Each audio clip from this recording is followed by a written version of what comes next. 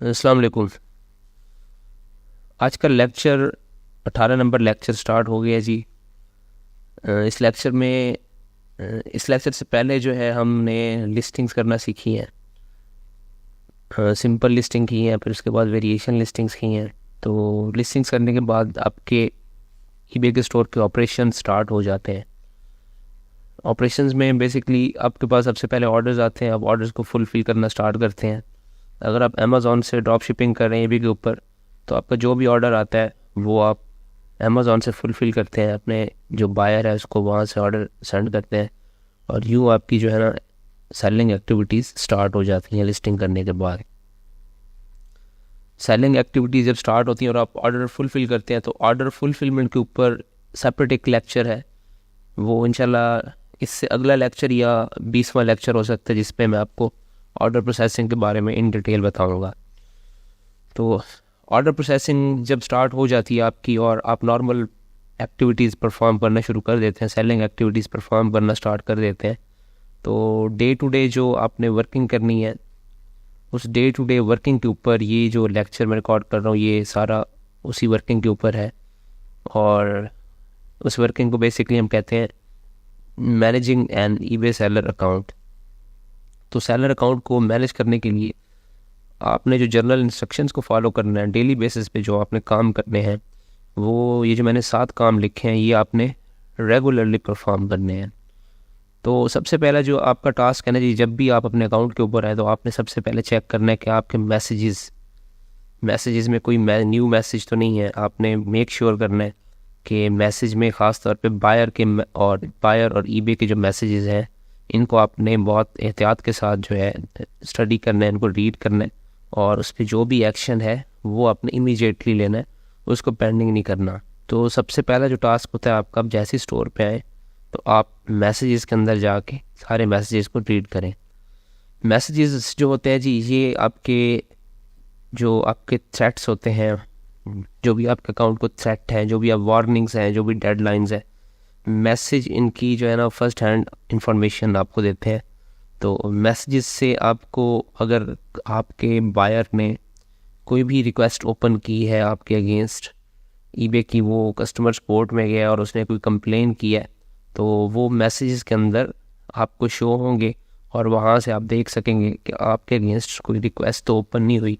तो अगला काम आपने ये करना है कि आपने मैसेजेस से अपनी रिक्वेस्ट को देखना है कि कौन कौन सी रिक्वेस्ट आई हैं और डिस्प्यूट्स हैं, तो आपने उनको देखना है और आपने उनको सॉल्व भी करना है।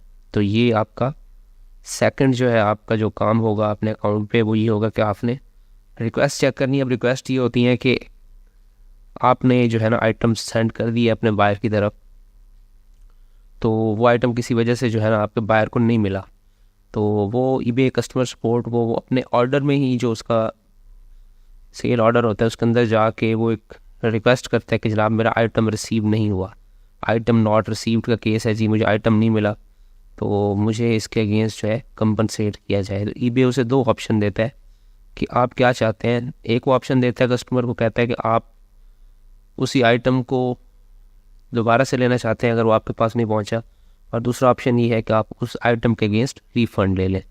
तो ये जो है ना कस्टमर पे डिपेंड करता है, वो इनमें से एक ऑप्शन सेलेक्ट करके आपको रिक्वेस्ट फॉरवर्ड कर देता है, आपने उस रिक्वेस्ट को एड्रेस करना है। और आज के लेक्चर के अंदर हम बेसिकली इसी ही टॉपिक पे रहेंगे कि हमने जो रिक्वेस्ट और डिस्प्यूट्स हैं, डिस्प्यूट्स तो ओकेजनली आपके ऊपर जो बनते हैं, रिक्वेस्ट का आपको ड्रॉप शिपिंग में बहुत ज़्यादा सामना करना पड़ता है। आज के लेक्चर में ये देखेंगे कि हम रिक्वेस्ट को इफेक्टिवली किस तरह एड्रेस कर सकते हैं, रिक्वेस्ट को हम किस तरह से हमें एड्रेस करना चाहिए। उसके बाद है जी थर्ड है परफॉर्मेंस स्टैट्स। आप देखते रहें जी, आपकी परफॉर्मेंस बेटर है, आपकी पॉजिटिव स्टैट्स हैं, स्टैट्स नेगेटिव तो नहीं हो रहे। इन डिटेल आपको इंशाल्लाह बताऊंगा इसके ऊपर। सेलर लेवल को रेगुलरली ऑब्जर्व करें, आपका सेलर लेवल डैमेज तो नहीं हो रहा, उसके ऊपर जो सेलर लेवल के अलग से स्टैट्स हैं वो तो नेगेटिव में नहीं जा रहे, इसके ऊपर भी इंशाल्लाह मैं आता हूँ। उसके बाद जी फीडबैक को देखें जी, आपके अगेंस्ट कोई नेगेटिव फीडबैक तो ओपन नहीं हो रहे, उनको देखें, उनको रिमूव करवाने की कोशिश करें, और जो लोग फीडबैक नेगेटिव दे रहे हैं उनके साथ कम्युनिकेट करें, उनको समझाएं, उनको कंपनसेट करें ताकि वो फीडबैक जो है उसको रिवाइज़ करें। उसके बाद जी हिडन जो रिस्ट्रिक्शंस है आपकी, रिस्ट्रिक्शंस दो तरह की होती हैं। एक वो रिस्ट्रिक्शंस होती हैं जो ये आपको बता देते हैं कि भाई रिस्ट्रिक्शन लगी है, आप इसके अगेंस्ट कुछ स्टेप्स लें ताकि ये रिस्ट्रिक्शन दूर की जाए। कुछ रिस्ट्रिक्शंस ऐसी होती हैं जो ये आपको बिल्कुल भी नहीं बताता। वो रिस्ट्रिक्शंस ये होती हैं कि आपकी सेल डाउन हो जाती है, आपकी प्रमोशंस रुक जाती हैं, इस तरह की चीज़ें ये आपने रेगुलरली मॉनिटर करनी है, क्योंकि एज सच इस तरह का सीन तो क्रिएट नहीं हुआ। उसके बाद जी update the stock and prices daily, इसके ऊपर एक लेक्चर है मेरा, रिकॉर्डेड है, यूट्यूब पे अवेलेबल है, लिंक मैं शेयर कर देता हूँ। आपने अपनी स्टॉक की जो प्राइसेस हैं और उसकी जो क्वांटिटी है वो डेली जो है ना मैच करनी है अमेज़ॉन के साथ, कि अमेज़ॉन ने कहीं स्टॉक आउट तो नहीं कर दिया, स्टॉक आउट तो नहीं हो गया अमेज़ॉन पे, प्रोडक्ट कहीं गायब तो नहीं हो गई, या प्राइसेस उसकी फ्लक्चुएट तो नहीं हो रही, ऊपर नीचे तो नहीं हो गई। ये भी आपने रेगुलरली अपडेट करना है। तो आप वो मेरे लेक्चर देख सकते हैं, और इस पे मज़ीद भी लेक्चर आएंगे कि आपने स्टॉक की प्राइसेस और स्टॉक की जो क्वांटिटीज़ हैं इनको कैसे मैनेज करना है।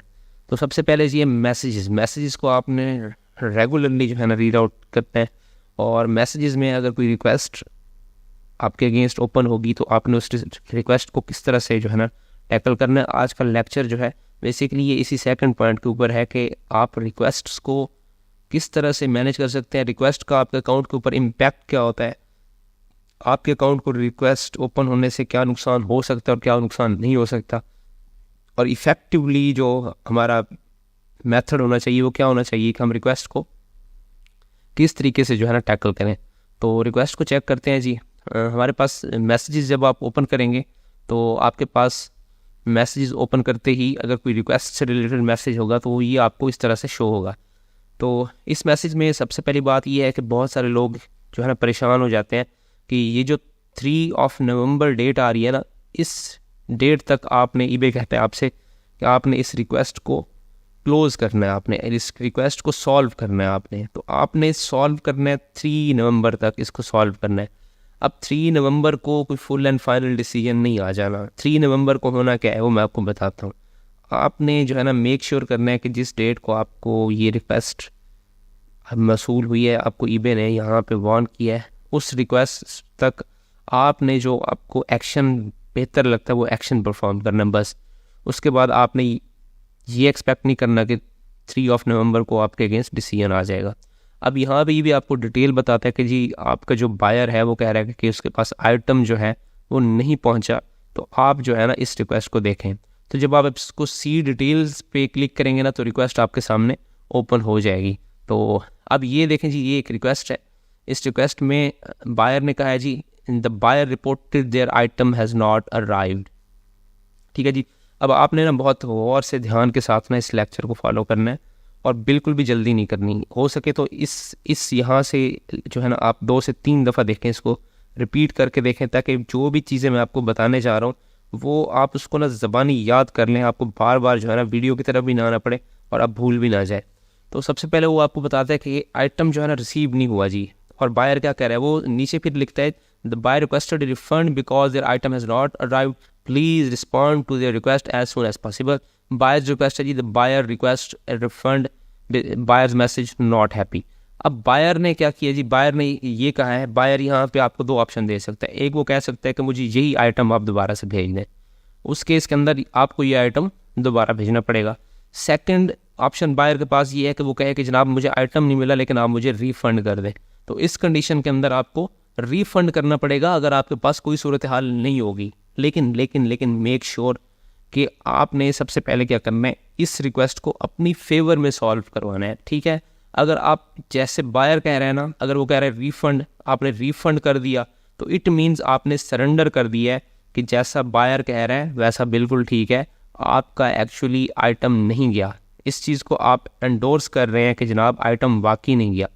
तो जब आप इस रिक्वेस्ट को जैसे बायर कह रहा है वैसे क्लोज करेंगे तो आपका आइटम नॉट रिसीव रेट जो होता है वो बढ़ जाता है, और आइटम नॉट रिसीव रेट जब इंक्रीज़ होना स्टार्ट होता है तो ईबे आपकी हिडन रिस्ट्रिक्शंस लगाना स्टार्ट कर देता है। आपकी सेल्स जो है वो डाउन हो जाती हैं, आपको रेगुलरली सेल्स नहीं मिल रही होती।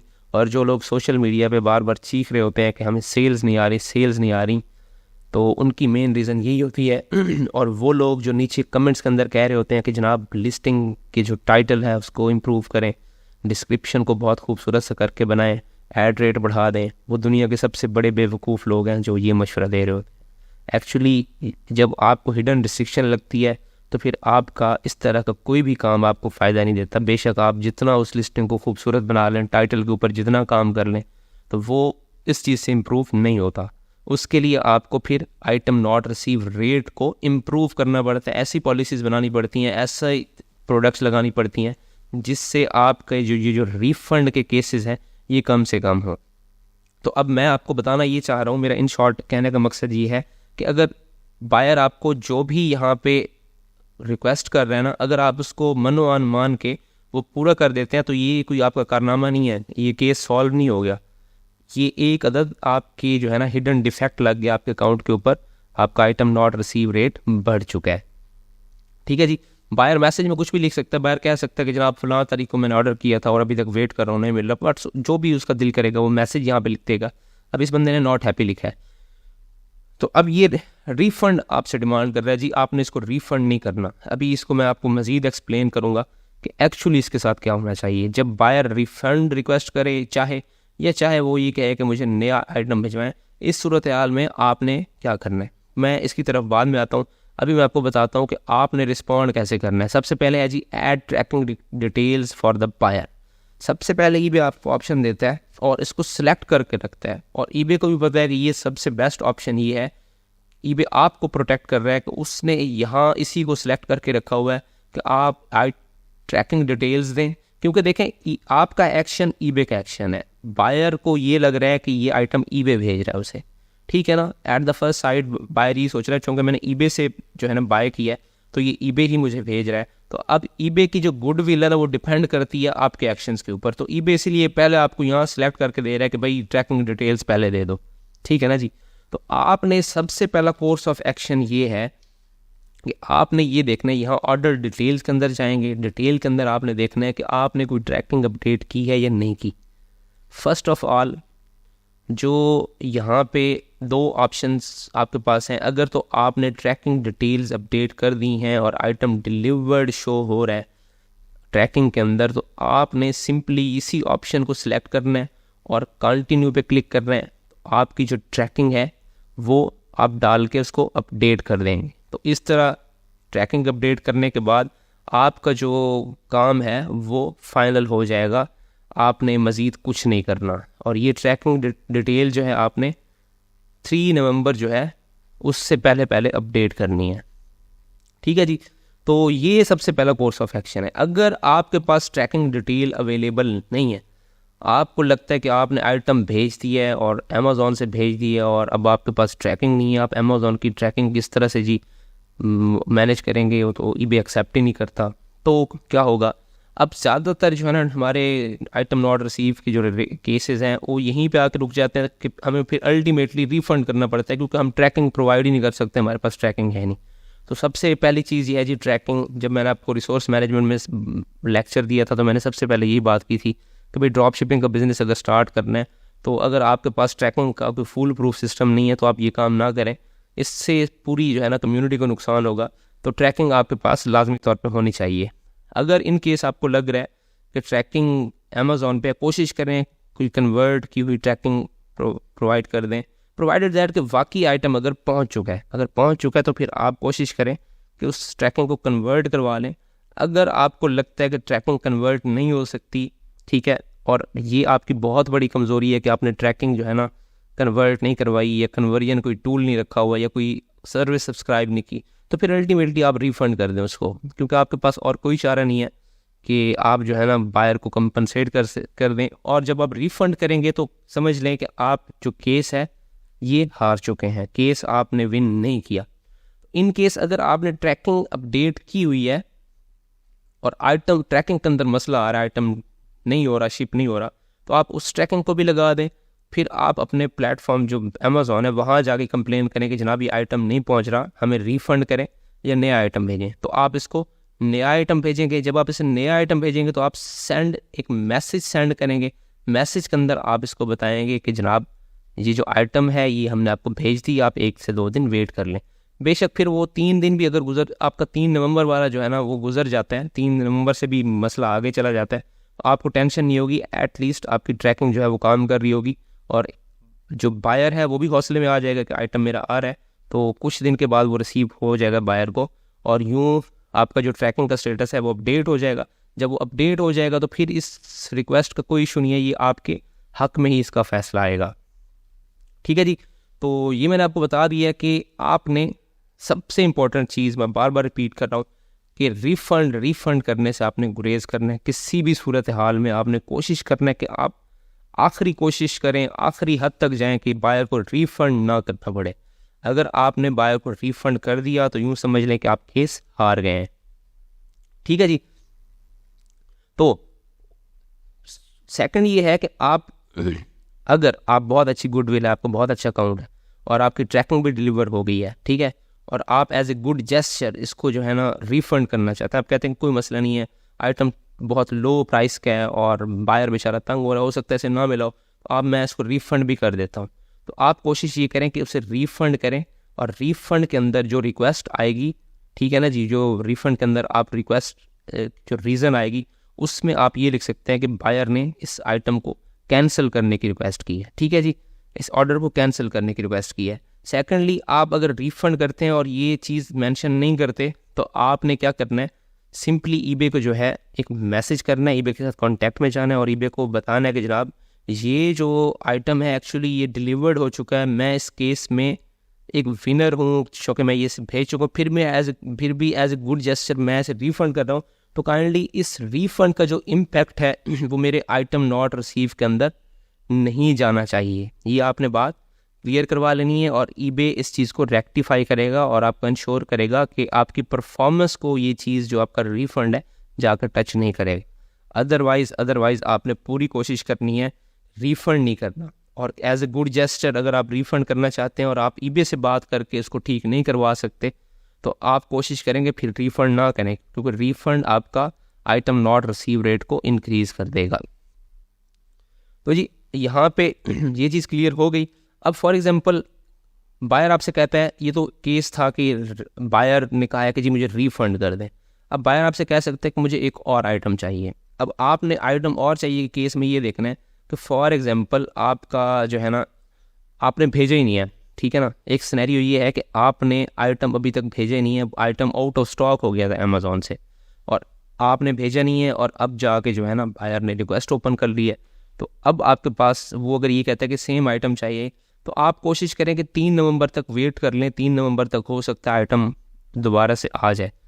तो आप जब वेट करने की सूरत में आपने इस रिक्वेस्ट को ऐसे नहीं छोड़ देना कि ऐसे ही पड़ी रहे, आपने एटलीस्ट बायर को मैसेज करना है कि आइटम शिप कर दिया हमने और आइटम प्रोसेसिंग के अंदर है, शिपिंग प्रोसेस के अंदर है, तो वो विद इन 1 to 2 डेज़ आपके पास पहुंच जाएगा। फिर आपने कोशिश ये करनी है कि 3 तारीख से पहले आप आइटम शिप करवा दें उस बंदे को, ठीक है, और शिप करवाते ही जैसे ही ट्रैकिंग आए तो वो ट्रैकिंग अपडेट करें। अगर 3 को नहीं भी कहते तो 3 तारीख को अगर आप नहीं डिस्पैच कर पाते, 3 तारीख तक नहीं दे पाते, तो आप एक और दिन देख लें, आपकी लक पे डिपेंड करता है, क्योंकि मैं बताता हूँ कि 3 नवंबर को क्या होगा। 3 नवंबर को डिसीजन नहीं आएगा, 3 नवंबर को क्या होगा वो मैं आपको बताता हूँ, लेकिन आपने कोशिश करनी है कि 3 को भी अगर नहीं आया तो 4 को 5 को आप कोशिश करें कि ये मटीरियल आप डिस्पैच करवा दें। लेकिन अगर 1-2 दिन मज़ीद जो है ना वो नहीं आता तो फिर ये है कि केस आपके अगेंस्ट होने वाला है। अब यहाँ पे 2 केसेस के 2 आउटकम्स हो सकते हैं। एक तो अगर आपने आइटम नहीं भेजा और अभी तक रिफ़ंड भी नहीं किया तो ईबे क्या करेगा, ईबे 3 तारीख को ना इस तरह का एक जो है आपको मैं एक और दिखाता हूँ, एक और केस दिखाता हूँ।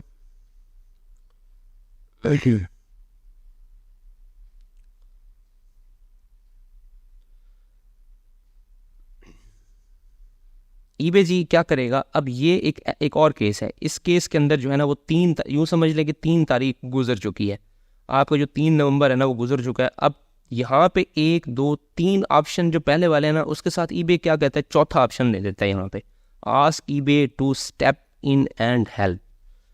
अब ये जो है बायर जो है उसको भी ये ऑप्शन नज़र आ गई और आपको भी आ गई है। अगर बायर को लगता है 3 तारीख के बाद कि जनाब कोई भी आपने डिसीजन नहीं लिया, अभी तक मटेरियल भी नहीं भेजा, रिफ़ंड भी नहीं किया, तो यहाँ पे वो इस ऑप्शन को सिलेक्ट करके ईबे को कह सकता है कि जनाब आप आएँ और इसका फ़ैसला करें, ईबे फिर देखेगा कि भाई आपने ट्रैकिंग डिटेल्स अपडेट की हैं या नहीं की, या फिर आपने रिफ़ंड किया या नहीं किया, तो फिर ईबे क्या है, उस बायर के हक में वो केस क्लोज कर देगा और बायर को रिफ़ंड कर देगा। अब देखें, इस रिफ़ंड करने में और आपके रिफ़ंड करने में फ़र्क है।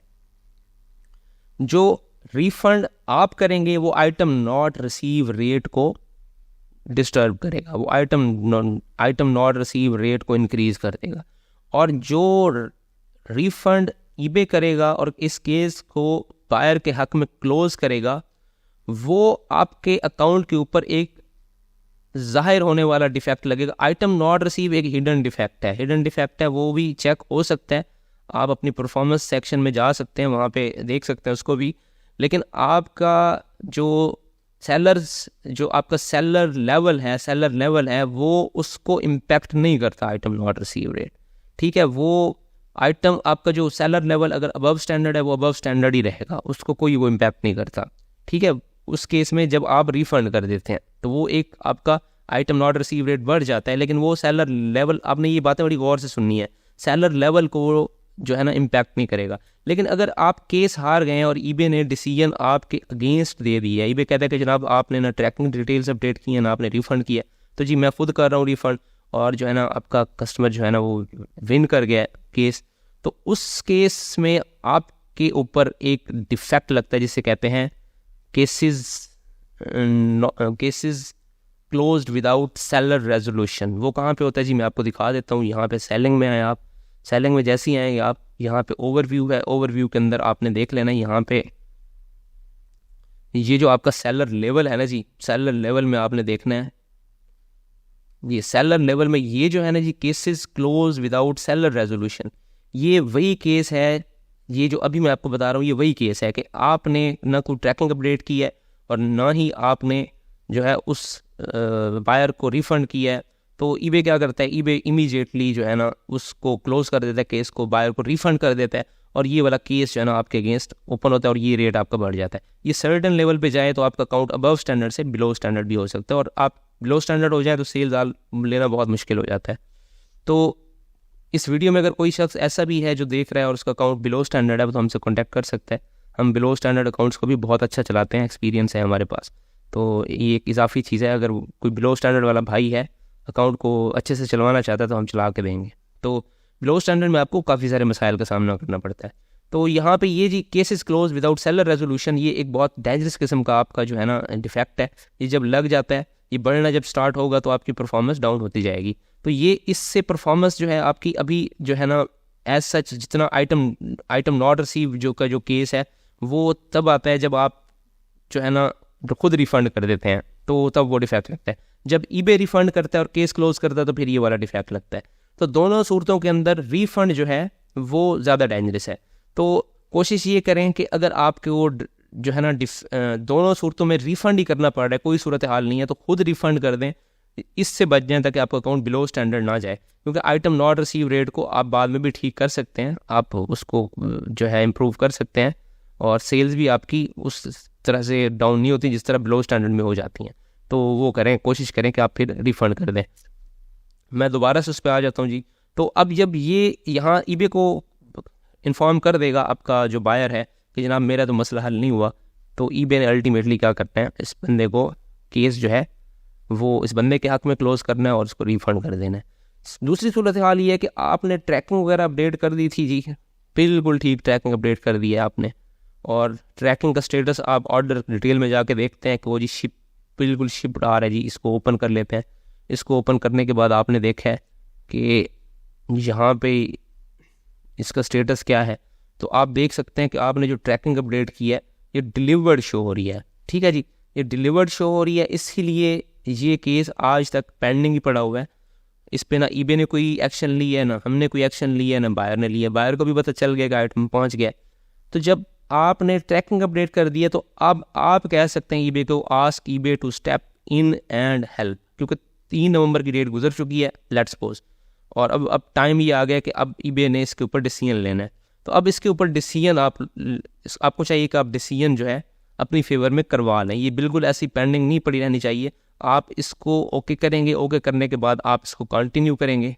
ठीक है जी, कंटिन्यू करने के बाद आपने, ठीक है जी, I posted the item with tracking details, ठीक है। तो आपने जो है ना बताना है, रीज़न यहाँ पे बतानी है और बताना है, आप खुद को क्लियर करना है कि जी मैंने पोस्ट कर दिया आइटम और ट्रैकिंग डिटेल्स भी दिए हैं, ठीक है। उसके बाद जी आपने करना है I can't sort things out with the buyer.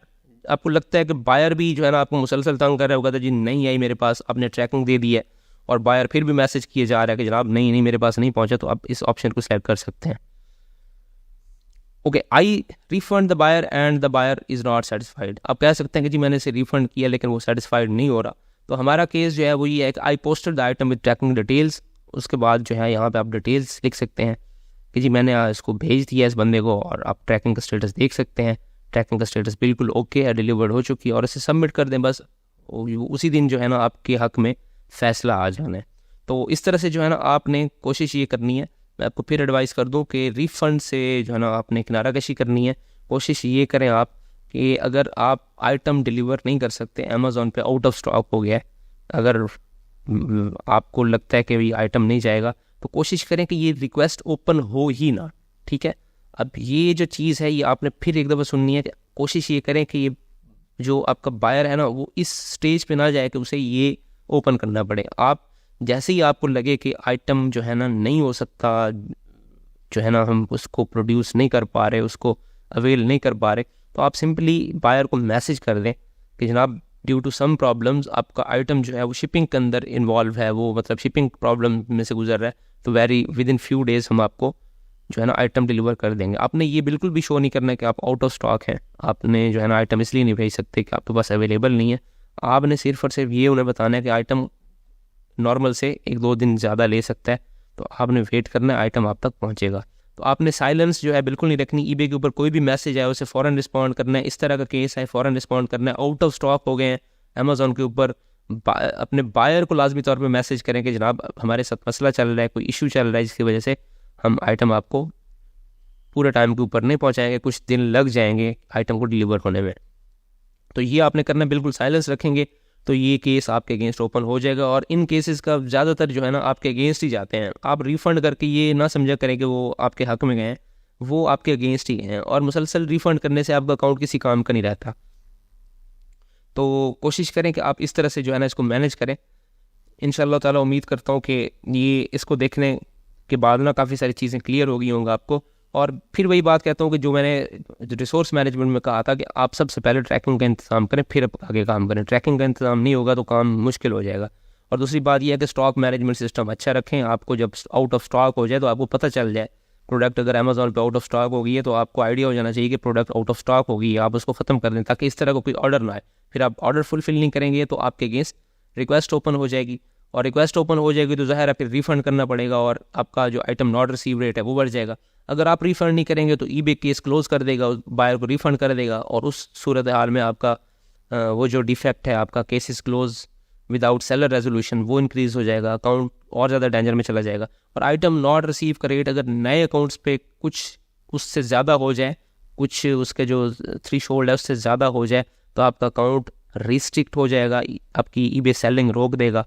ठीक है जी, डिफरेंट जो है ना कोड के साथ वो आपको करेगा, थ्रेट करेगा, आपसे मुख्तलिफ चीज़ें जो है ना डिमांड करेगा, और जो है इसके भी चांसेस है कि अकाउंट आपका परमानेंट सस्पेंड कर दे। तो न्यू अकाउंट्स के लिए बहुत ज़्यादा ख्याल रखें, ट्रैकिंग वगैरह अपडेट करें, टाइम पे ट्रैकिंग का ख़ास इंतज़ाम करके रखें, स्टॉक को मैनेज करें, प्राइसेस को मैनेज करें। मेरा एक लेक्चर है यूट्यूब पे, और एक और लेक्चर भी आ रहा है कि आप किस तरह से जो है ना इफेक्टिवली स्टॉक को मैनेज कर सकते हैं, किस तरह से आप जो है ना स्टॉक की प्राइसेस को मैनेज करेंगे, उसकी जो है ना क्वांटिटी को मैनेज करेंगे कि अमेज़ॉन पे इमीडिएटली जो है ना अगर जो भी चेंज आती है वो आप अपने स्टोर पे कर लें। तो वो लेक्चर भी आपने देखना है, जो प्रीवियस लेक्चर है वो भी देखें, मैं लिंक में डाल देता हूँ, इसकी डिस्क्रिप्शन में डाल देता हूँ वीडियो की। तो होप सो ये काफ़ी आपके लिए हेल्पफुल होगा, ये मेरी जो एडवाइस है इससे रिलेटेड, जितनी भी मैंने एडवाइस की आपको, उम्मीद है आपको ये पसंद आई होगी। और चैनल जो है वो सब्सक्राइब कर लें, आपको वीडियोस जो हैं लेटेस्ट टॉपिक्स पे इंशाल्लाह मिलती रहेंगी। तो इसके जो बाकी हमारे पास जो इस टॉपिक से रिलेटेड हमारे पास मटेरियल है, जैसा कि मैं आपको बता रहा हूँ कि परफॉर्मेंस और स्टैट्स को हमने देखना है, सेलर लेवल के स्टैट्स को हमने देखना है, इसको मैनेज करना है, फीडबैक को हमने मैनेज करना है, हिडन रिस्ट्रिक्शंस को हमने देखना है, किस तरह से हमने मैनेज करना है। स्टॉक और प्राइस का मैंने आपको बता दिया कि मैं एक और लेक्चर भी आ जाएगा, एक पहले भी है, तो ये इंशाल्लाह मैं नेक्स्ट लेक्चर के अंदर कवर करता हूँ। तो उम्मीद है आपको पसंद आई होगी वीडियो, और अगर कोई इसके अलावा आपको कोई चीज़ मुश्किल लगी है, इसमें कोई चीज़ समझ में नहीं आई, आप कमेंट्स में पूछ सकते हैं। व्हाट्सएप ग्रुप का लिंक दिया हुआ है, आप उसमें जाकर पूछ सकते हैं। मेरा अपना नंबर दिया हुआ है, उस पर भी आप कांटेक्ट कर सकते हैं। फेसबुक का ग्रुप है, फेसबुक का पेज है, आप लोग वहाँ पे भी ये क्वेश्चंस कर सकते हैं। जो भी आपको मसला हो आप उस पर जाके क्वेश्चन कर सकते हैं। मैं कोशिश करूँगा कि वीडियो फॉर्मेट के अंदर आपको आपके क्वेश्चन का इसी चैनल के ऊपर जो है मैं आंसर करूँ। तो नेक्स्ट वीडियो तक जो है, अल्लाह हाफिज़।